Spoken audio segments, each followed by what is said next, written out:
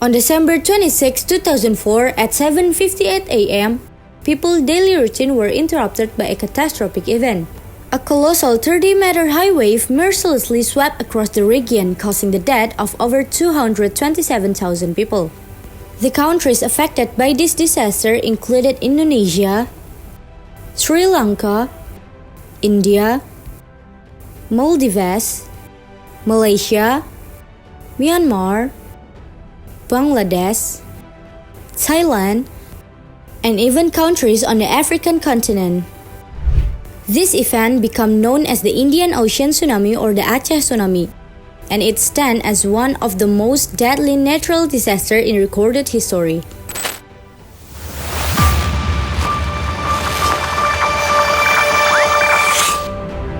At that time, a significant megathrust earthquake happened on the seabed.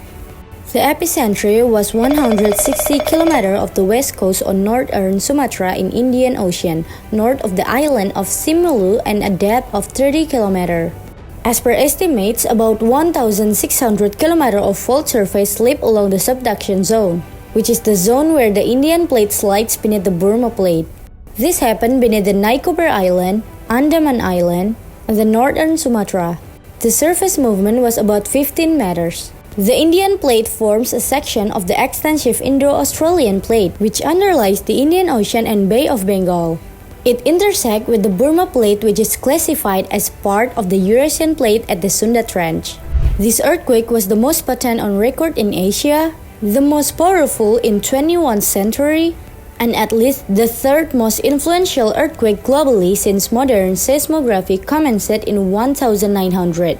Registering a magnitude of 9.1 to 9.3. This earthquake has the longest fault duration ever observed, between 8 and 10 minutes. Its energy release was equivalent to a maximum bomb power of 7,700 kilotons of TNT, a magnitude 513 times greater than the atomic bomb drop on Hiroshima in 1945, which had a power of about 15 kilotons of TNT. Indonesia was the country most severely affected by this earthquake. Indonesia is situated between the Pacific Ring of Fire, along the northeastern island bordering New Guinea and the Alpida Belt, running along the south and west from Sumatra to Java, Bali, Flores to Timor. The 2002 Sumatra earthquake was previously believed to be the initial quake before the main quake in 2004. The earthquake were not felt not just in Indonesia but also in India, Bangladesh, Malaysia, Maldives, Myanmar, Singapore, Sri Lanka, and Thailand. When a powerful earthquake happened on the seafloor, it moved the plates beneath the water and made big up and down movement that pushed the water columns above them. This makes waves that can move very fast across the Indian Ocean. This creates a tsunami that has a long wavelength and it can move at more than 800 km per hour when it's in deep water.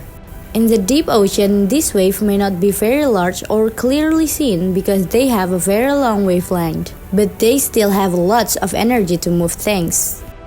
As these waves get closer to the shore, they become shallower, meaning they speed up and their size stays the same. This causes the height of the tsunami wave to rise rapidly, and when they can reach to the coast, they can be around 30 meters high, annihilating everything in their path.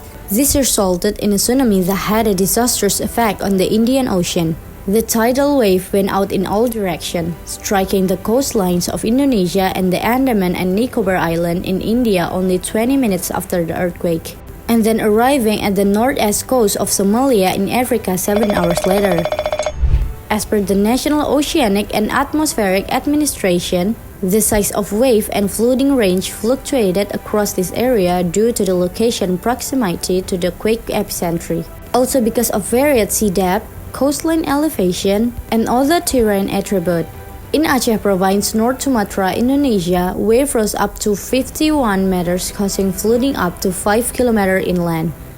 In Somalia, wave height ranged from 3.4 to 9.4 meters. More than 100 coastal water level gauges in the Atlantic and the Pacific Ocean detected the tsunami, making it a global event.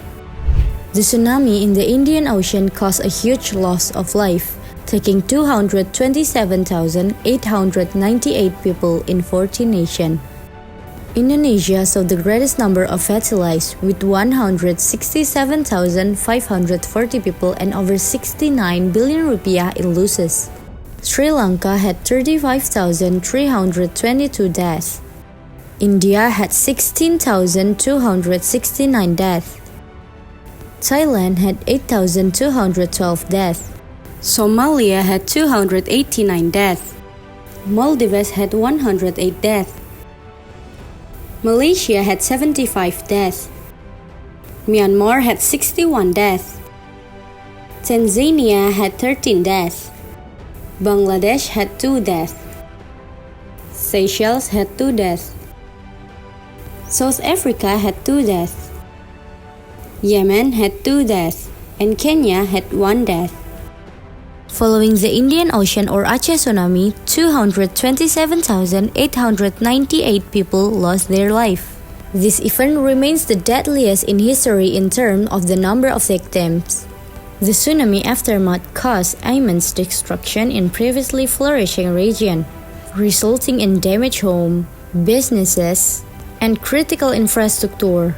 Basic service and livelihoods were affected, and the environment suffered alongside the economy as a whole. Furthermore, saltwater inundation impacted the soil, vegetation, and crops. While the earthquake and tsunami combined to alter the landscape of various coastal areas in the Indian Ocean, coastal erosion and sinking caused some part of the coast to vanish in the ocean. Whereas coral reefs were elevated above the surface in some areas due to uplift. Back then, knowledge among the public regarding tsunami was limited, and there was no government tsunami alert system.